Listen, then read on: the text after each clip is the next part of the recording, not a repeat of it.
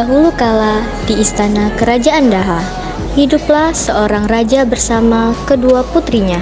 Suatu hari, raja memanggil kedua putrinya karena mereka akan kedatangan tamu dari kerajaan Karuhipan yang bernama Raden Inu Kertapati. Ada apa ayahanda? Apakah ayahanda memanggilku juga? Ya putriku, ada pemberitahuan penting bahwa Raden Inu Kertapati dari kerajaan Karuhipan akan datang lusa. Lalu apa hubungannya dengan kami ayahanda? Ayah sudah membuat perjanjian dengan Raden Inu Kertapati bahwa ayah akan menikahkan salah satu putri ayah. Siapa di antara kami yang akan dinikahkan dengan Raden Inu Kertapati ayah? Bahwa Chandra Kirana lah yang akan menikah dengan Raden Inu Kertapati dan perjanjian ini tidak boleh diganggu-gugat. Maaf ayah, Galuh ingin ke belakang komisi. Terima kasih ayahanda, Kirana sangat senang sekali. Yuk, sama-sama putriku, mari kita persiapkan segalanya. Sementara Dewi Galuh merasa iri dengan Kirana yang bernasib baik dan mujur akan menikah dengan Inu Kertapati. Niat jahat untuk mencelakai Kirana pun terbesit di pikirannya. Ia pun mendatangi sebuah gubuk milik penyihir. Manis, Aku sedang membutuhkan bantuan mulai penyihir, tolong bantulah aku. kau ingin aku melakukan apa? Aku ingin kau menyihir saudariku Chandra Kirana menjadi sesuatu yang sangat-sangat menjijikan. Yang pasti aku ingin Chandra Kirana sangat menderita. Baiklah, aku akan menyihir Chandra Kirana sehingga dia tidak dapat bertunangan dan menikahi Raden Inu. Terima kasih atas bantuanmu penyihir. Senang bekerja sama dengan penyihir sepertimu. Ini ada uang sebagai imbalannya. Baiklah, sekarang aku akan mempersiapkan kutukan untukmu. Baiklah, kutunggu kabar darimu wahai penyihir.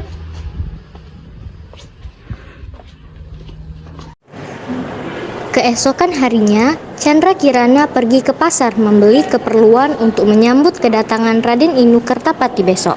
Sepulang dari pasar, Kirana melewati sebuah sungai. Di sungai tersebut, Kirana dihadang oleh seorang lelaki tua yang buruk rupa.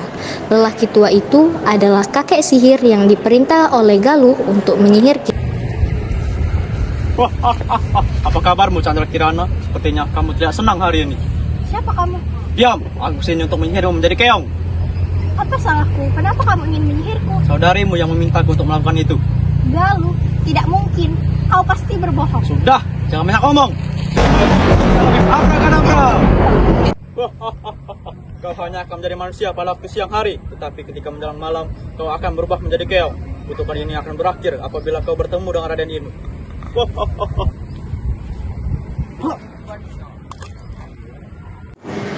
Chandra Kirana telah dikutuk menjadi keong emas dan dibuang ke sungai hingga terdampar di desa Dadapan. Suatu hari, seorang nenek sedang mencari ikan dengan jala dan keong emas tersangkut di dalam jala tersebut. Keong emas itu lalu dibawanya pulang dan ditaruh di tempayan. Oh, yang cantik. Aku akan membawanya pulang. Setibanya di pondok, nenek itu meletakkan keong itu di tempat yang aman. Lalu ia beristirahat sejenak di kursi. Aduh, sampai jam segini. Aku belum mendapatkan ikan sama sekali. Kalau aku tidak mencari ikan, aku harus makan apa?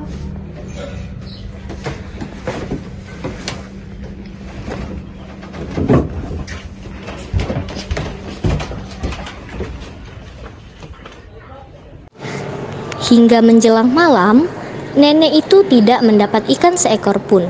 Kemudian, nenek tersebut memutuskan untuk pulang saja.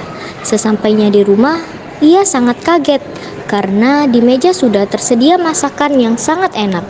Si nenek bertanya-tanya pada dirinya sendiri, siapa yang mengirim masakan ini? Begitu pula hari-hari berikutnya, si nenek menjalani kejadian serupa. Keesokan paginya, nenek ingin mengintip apa yang terjadi pada saat dia mencari ikan. Nenek itu lalu berpura-pura pergi ke sungai untuk mencari ikan seperti biasanya, lalu pergi ke belakang rumah untuk mengintipnya. Setelah beberapa saat, si nenek sangat terkejut karena keong emas yang ada di tempayan berubah wujud menjadi gadis cantik. Gadis tersebut lalu memasak dan menyiapkan masakan tersebut di meja. Karena merasa penasaran, lalu nenek tersebut memberanikan diri untuk menegur putri yang cantik itu. Oh, ini putri cantik. Dari mana asalnya? Aku Aku Chandra Kirana. Aku dikutuk menjadi keong emas oleh saudariku yang merasa iri kepadaku. Kasihan sekali dirimu, Nena. Nenek tidak tahu saudara macam apa yang tega mengutukmu itu. Tapi namanya juga manusia. Apapun akan dia lakukan kalau dia sudah cemburu. Ya sudahlah, untuk sementara waktu kamu boleh tinggal di sini, nak. Ya, terima kasih, Nek. Ya, sama-sama. Sementara itu, Pangeran Inu Kertapati tak mau diam saja ketika tahu Chandra Kirana menghilang. Ia pun mencarinya dengan cara menyamar menjadi rakyat biasa. Kakek sihir pun akhirnya tahu dan mengubah dirinya menjadi gagak untuk mencelakakan Raden Inu Kertapati. Raden Inu Kertapati kaget sekali melihat burung gagak yang bisa berbicara dan mengetahui tujuannya. Ia menganggap burung gagak itu sakti dan menurutinya, padahal Raden Inu diberikan arah yang salah. Tenang anak muda, aku akan menunjukkan arah ke desa Dadapan. Di sana, kamu akan bertemu dengan Chandra Kirana. Dari mana kau tahu tujuan perjalananku? Siapa kau sebenarnya?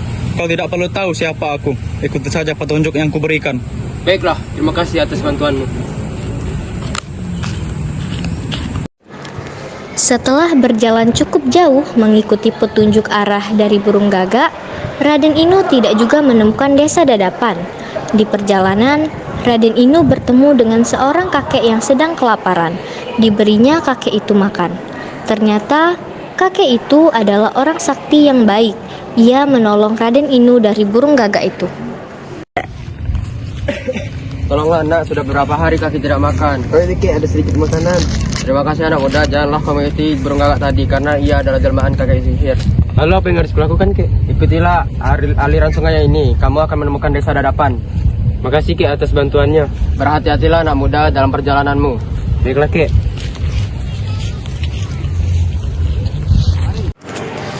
Setelah berjalan berhari-hari, sampailah Raden Inu di desa Dadapan. Ia menghampiri sebuah gubuk yang dilihatnya untuk meminta seteguk air karena perbekalannya sudah habis. Di gubuk itu, ia sangat terkejut karena dia bertemu dengan Chandra Kirana. Akhirnya, sihir dari kakek sihir pun hilang karena perjumpaan itu. Chandra Kirana? Raden Inu, kenapa bisa ada di sini? Ceritanya panjang, sudah berhari-hari aku mencarimu. Sekarang ayo kita pulang, Raja sudah menunggumu. Nakirana! Nakirana! Siapa itu Nakirana? Ah, Nenek. Perkenalkan, ini Raden Inu yang Kirana ceritakan waktu itu. Dia meminta Kirana untuk pulang, tetapi Kirana tidak tega meninggalkan nenek sendirian di sini. Tidak apa Nakirana? Pulanglah, keluargamu pasti akan sangat merindukanmu. Begini saja, nenek ikut bersama kami ke istana dan hidup bersama kami. Ayo, Nek.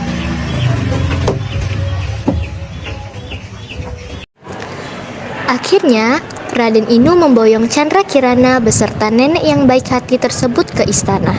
Dan Chandra Kirana menceritakan perbuatan Dewi Galuh pada sang raja. Raja pun meminta maaf kepada Chandra Kirana dan sebaliknya. Dewi Galuh lalu mendapat hukuman yang setimpal. Karena Dewi Galuh merasa takut, maka dia melarikan diri ke hutan.